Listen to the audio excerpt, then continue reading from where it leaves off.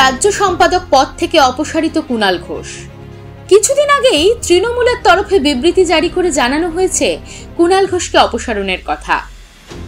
কুণাল ঘোষের বেশ কিছু কথাবার্তা দলের অবস্থানের সঙ্গে সঙ্গতিপূর্ণ নয় বলেই এই সিদ্ধান্ত বলে জানান দলের রাজ্যসভার সাংসদ তথা জাতীয় মুখপাত্র ডেরেক ওব্রায়ান।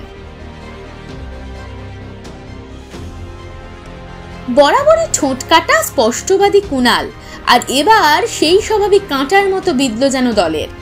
কেন? সম্প্রতি উত্তর কলকাতার একটি রক্তদান শিবিরে একই মঞ্চে দেখা গিয়েছিল তৃণমূল ত্যাগী নেতা তাপস রায় ও কুণাল ঘোষকে। সেখানে তাপসের প্রশংসায় পঞ্চমুখও হতে দেখা যায় তাকে। এমনকি মানুষের কাছে যোগ্য প্রার্থীকে ভোট দেওয়ারও আবেদন জানিয়ে বসেন কুণাল।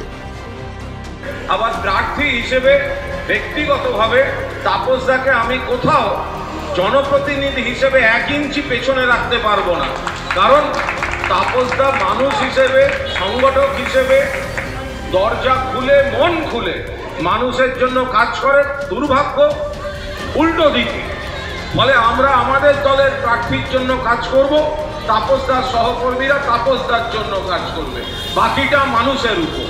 এখানে কোনো ছাপ্পা ভোট হবে না, যার ভোট তাকে দিতে দিন, মানুষ ঠিক করে নিন কে প্রকৃত প্রার্থী। যদি কোথাও কোনো ছাপ্পা হয় জেনে রেখে দেবেন, তৃণমূল কংগ্রেস নেতৃত্বই বারণ করবে একটা ভোট যেন মানুষের ইচ্ছার বাইরে কোনো বুথে কোনো অবস্থায় না পড়ে, বাকি মানুষের উপর ছেড়ে দিন। কলকাতা উত্তর লোকসভা কেন্দ্রের তৃণমূল প্রার্থী সুদীপ বন্দ্যোপাধ্যায়কে নিয়ে দীর্ঘদিনের অসন্তোষ কুণাল ঘোষ ও তাপস রায়ের। সেই ইস্যুতেই তৃণমূল ছেড়ে বিজেপিতে যান তাপস। তাপসের দলত্যাগ আটকানোর প্রভূত চেষ্টা করেও ব্যর্থ হয়েছিলেন কুণাল। তবে তাপসের সঙ্গে সম্পর্কে চির ধরেনি তার। যদিও কুণালের তরফে বারবার জানানো হয়েছে তাপস রায়ের সঙ্গে সেই সাক্ষাৎ ছিল তার সৌজন্যের এবং তার ডাকে নয়, উদ্যোক্তাদের ডাকেই রক্তদান শিবিরে যোগ দিতে গিয়েছিলেন তিনি। কিছুদিন আগেই দলের মুখপাত্রের পদ খুইয়েছিলেন কুণাল। এবার গেল রাজ্য সম্পাদকের পদটিও।